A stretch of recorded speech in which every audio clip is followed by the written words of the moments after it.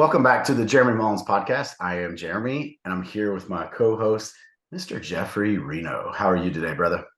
I'm doing wonderful. The sun is shining and it's warm. I know you're actually in the same state as me, just a few hours apart, which is kind of neat. Right. And for the listeners that listen to our first podcast, hey, thank you for taking a listen, thank you for downloading, thank you for being back here today. This is kind of what we're going to get on most days. This will kind of be the flow of a podcast, especially our educational ones. It's going to be almost like a mini lecture, mini brief as we dive through it. And I think this next 7 to 8 podcasts you guys are really going to enjoy, especially if you're starting your wellness journey, right? And kind of laying the education, laying the groundwork to have success, no matter what your goals are, whether that's to decrease body fat, whether that's to increase muscle tissue, or just what a lot of people like to say, recomp, which is kind of a combination of dropping a little body fat, increasing a little muscle tissue. I'm going to give you the groundwork for that. But, Reno, I want to mention, on the first podcast we talked about it. I think this is, very important for people to remember. Always focus in on the habits, right? Focus in on building those habits, day in and day out, because it's those action items that turn into habits that will help you with your long-term success, right? And remember, really truly identifying that identity that you are a healthy person, right? You are a fit person. Like that's who you are as an individual. That makes these changes a lot easier, right? Because if you still see yourself, unfortunately, as okay, well, I can never be healthy or I can never be in shape, I can never run a marathon, whatever that thought process is, unfortunately, that's what your identity is. You're identifying as an individual that can't run a marathon.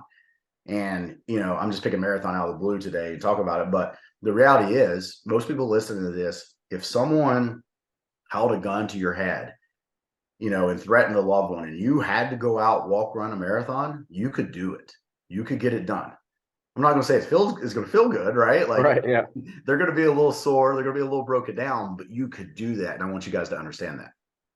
Yeah. And I think a lot of stuff that we discussed in habit forming, a lot of what you're gonna hear in this one is, and I'm gonna implement it myself, is these calorie macros. Some of these might become habits. The numbers that you might actually create as a habit, like I'm gonna hit this much protein, that becomes a habit goal on our list. 100%. And, when I get started, I want you guys to understand there's no one size fits all nutrition approach. Okay. I want you guys to understand that. I have become an educator on macronutrients because every food out there consists of protein, carbs, and fats, and those are our macronutrients. So when we think of the term macro, we mean large. Macro having energy, which is calories, okay? Versus micronutrients would be our vitamins, our minerals, polyphenols, antioxidants, that type of things. Now, they play a big role in our health too, and they are important, but we will focus on them a little bit later. Right now, I want to focus on the education on the macronutrients, okay? So when you hear the term macro, think calories, okay?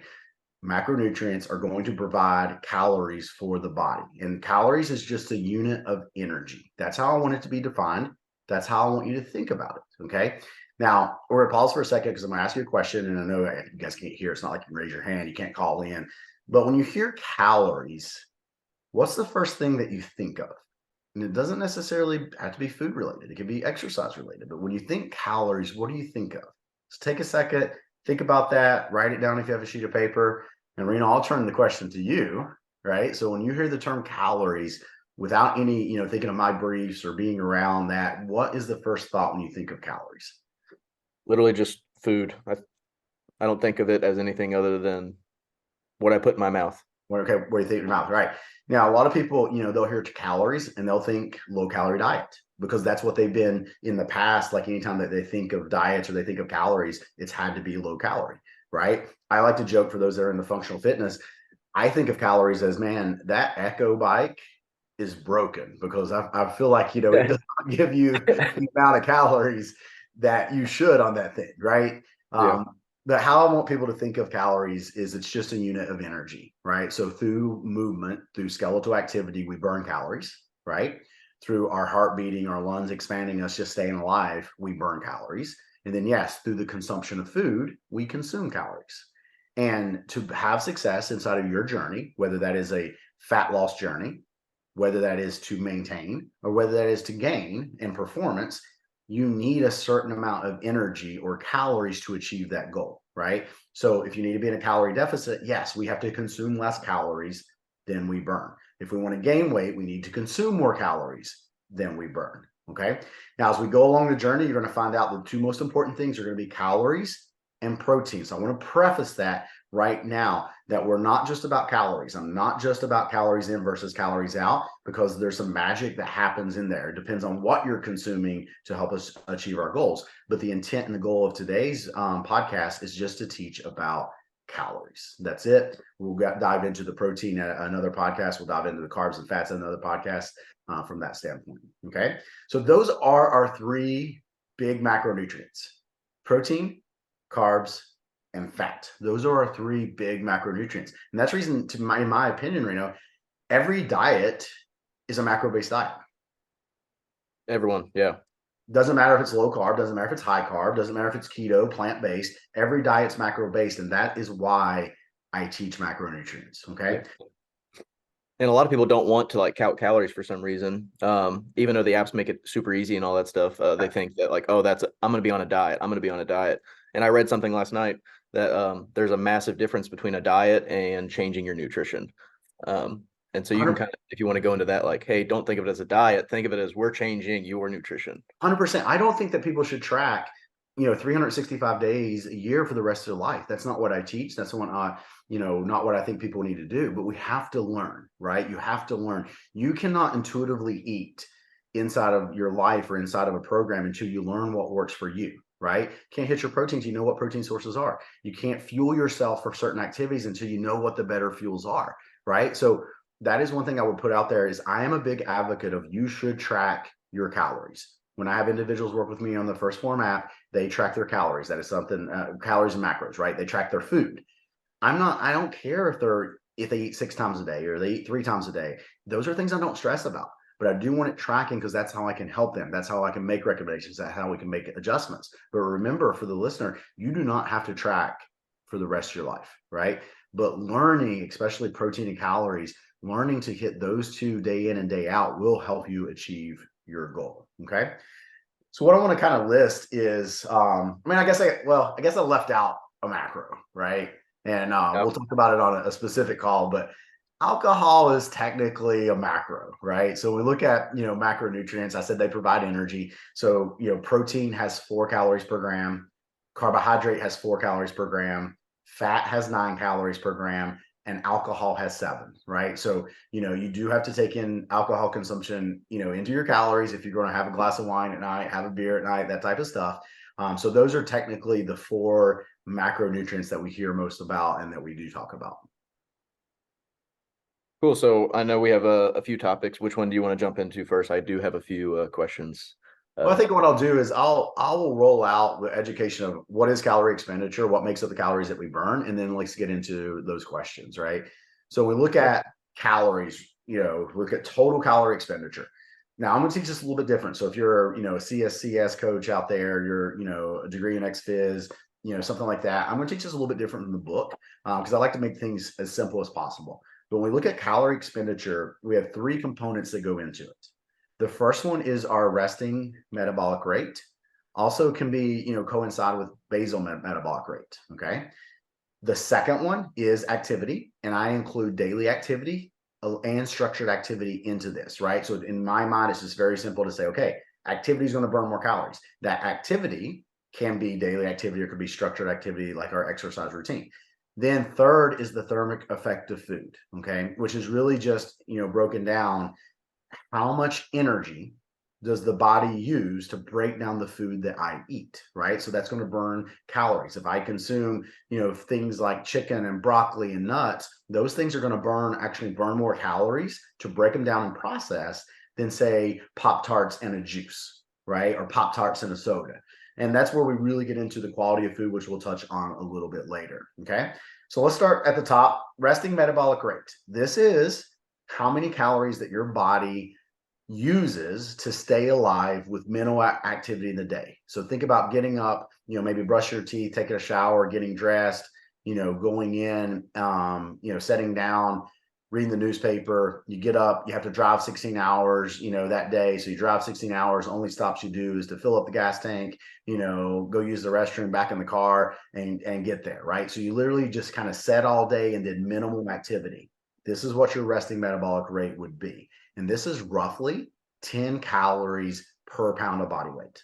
So if we had a 200-pound athlete or 200-pound individual, this person would burn roughly 2,000 calories a day in the resting metabolic rate.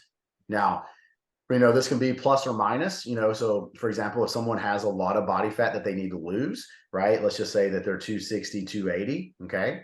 260, 280, and they need to be 200 pounds, they might not burn 2,800 calories a day. It might be more plus or minus 10 or 15%. So if you're 280 and you need to be 200, your resting metabolic rate might only be around 2,500 calories, 2,400 calories. And the reason being is muscle tissue is going to burn more calories per pound than body fat, right? But body fat does burn some calories, just not as much. So what happens is that 10 calories per pound gets skewed the more body fat that someone has. Okay, but that is a great number. It doesn't matter. I know some listeners have probably went out and done body fat tests, whether it be DEXA scans, Biopods, those things. This 10 calories per pound is a great starting point, roughly, of how much your resting metabolic rate is. How important is it to kind of have that little window, that 1 week, 2 week period to really test to see if that 10 number is the number before jumping into a said diet or macro counting?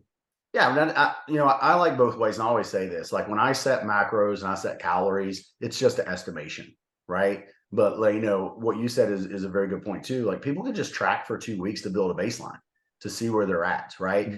I think the biggest thing, we touched a little bit on this offline, is remember, guys, your resting metabolic rate, you don't have to eat under that, right? Like when I say you're burning that each day, we still got two more of these categories that will burn energy on top of your resting metabolic rate. So I would say don't eat under your resting metabolic rate starting out, right? Don't starve yourself. And I see that happens a lot. People think, oh, if I go lower, I'm going to get to the goal faster. But that's not the case, right? So what I really want you thinking right now is just understanding that, hey, I burn roughly 10 calories per pound just existing. Mm-hmm. And second, we can add in, once again, activity. So activity can be the daily walk, that we recommend a lot around here. It could be our exercise, it could be multiple things that go into that. And remember, for every mile you walk, it's roughly 100 calories. So if someone's walking 3 miles a day and they got daily activity in and maybe they don't exercise, they're probably still going to burn 500-600 calories on that day with that walking and then just daily activity, right? So that 200-pound person we're talking about now is burning 2,600 calories just because they went for the walk and they had to go to work for that day. Okay. Now, don't forget the exercise. So if we're training, right, we're doing our strength and conditioning program, 4 or 5 days a week, then that's going to be even more calories that go on top of that 2,500. Okay. And I would say, and this is just an estimate, that most people, somewhere around 300 to 500 calories a day on the low end to 1,000 to 2,000 calories a day on the high end, right? Depending on how active they are, what sport they're doing, or what strength and conditioning they're doing. So that's a big range there, right? But for most people, I would say when they're starting out, maybe 500 to 1,000, is the closer range.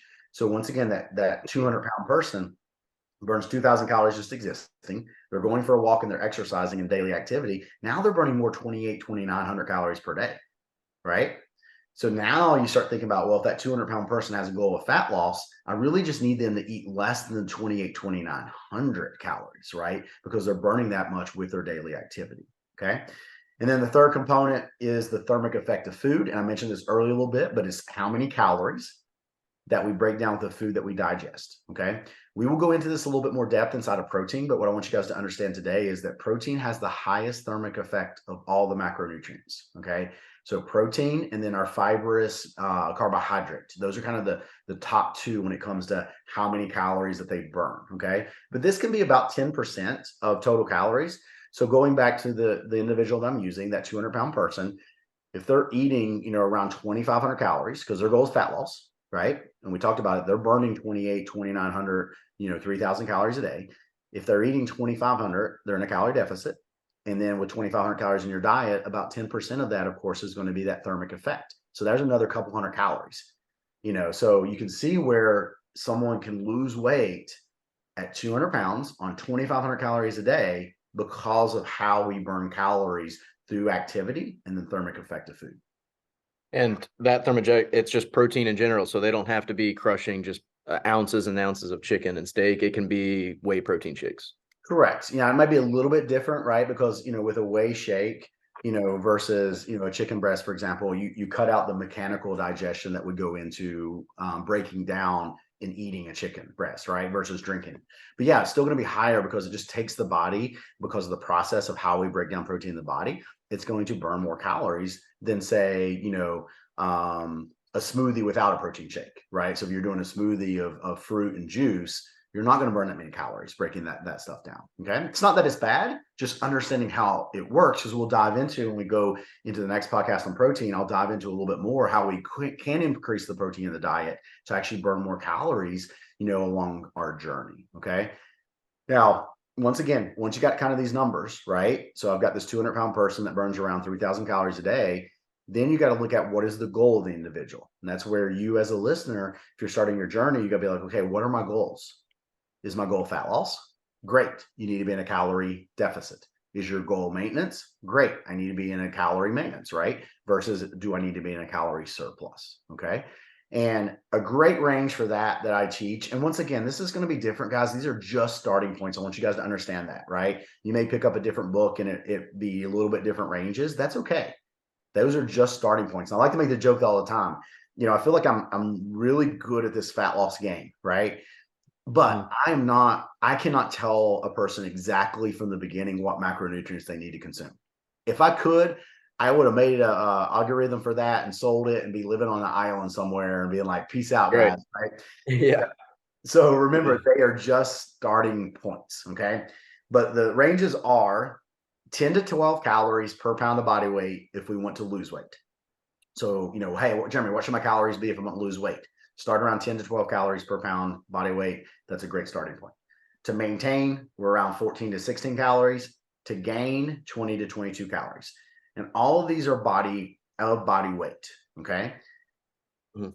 There could be a little critical thinking that goes into it. If I have, an individual that's maybe 350 pounds and they need to weigh 200, okay, I might use more of their goal weight to estimate how many calories they need versus their current weight, right? So there is a little bit of critical thinking when you start getting into the skewed numbers because of a higher fat loss. But if we're just talking generic starting points, those are good reference ranges for the listener to look at and to start at.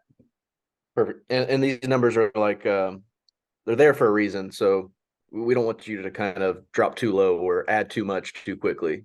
So like these are just good starting points, and then you'll be able to get your number from 100%. there. Like, so we go back to that 200-pound person, just using that as an example, right? Well, if they chose the 10 calories, that means they're eating right at the resting metabolic rate, which is okay, right? That would be the strictest that would go, or the lowest that would go on that individual. So long as they were hitting their protein, they could hit 2,000 calories a day and they would lose about 2 pounds of body fat a week, right?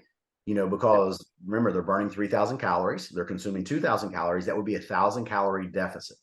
And then a pound of body fat is roughly 3,500 calories. Okay. But on the flip side, if they ate the 12 calories per pound, that puts them around 2,400 calories. And that was the reference range I gave as we moved through. We would start that person roughly 2,500 calories. And that would be about a pound of body fat a week.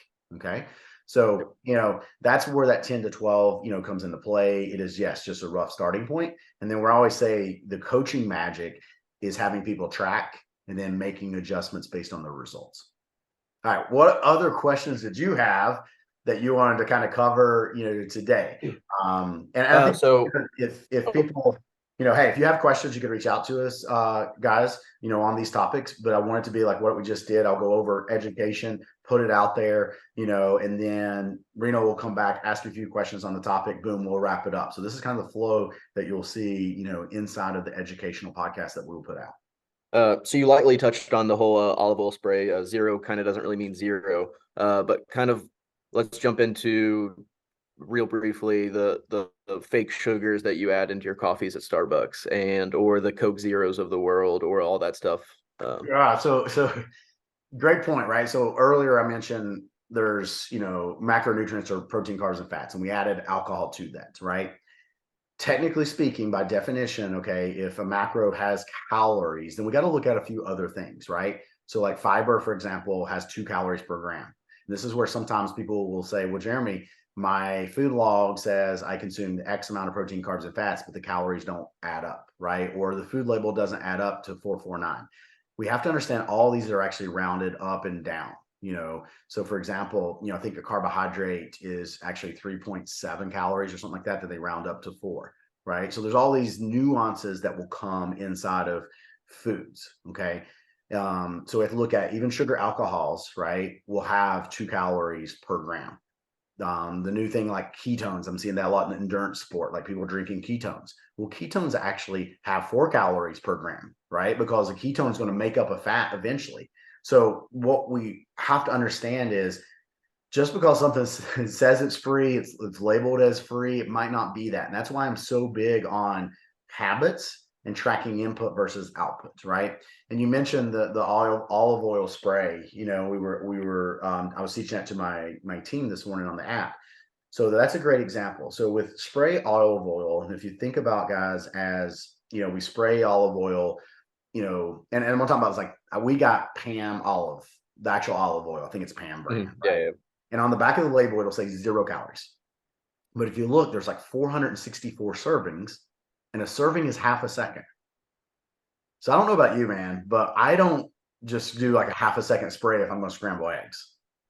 You spray the pan from top to bottom, left, right. You get that thing So coated. at least 4 to 5 seconds, right? At least, right? If not longer. And so what the food companies do and what the rules and regulations are is if a serving size is less than 1 gram of fat, then they can label it as no calories, right? So that's where like I don't get too caught up in tracking calories, as I mentioned earlier. Yes, I think we should do it. We should log to see what works, but like the nuances, I don't get that into, right? Because even like Garmin watches or Whoop bands or Polar watches, Polar monitors, all of those things have a standard deviation.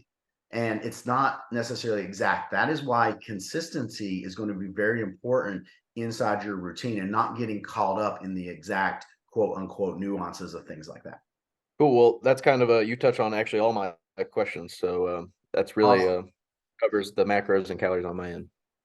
Great. Well, guys, once again, we are going to roll into protein in our next podcast. So the series will kind of build on education. So we always look at the most two important things inside of a nutrition plan is the protein and the calories. So with today's education being calories, when the next podcast drops, slide over there, check out why protein is so important and why the two most things in your diet is going to be protein and calories.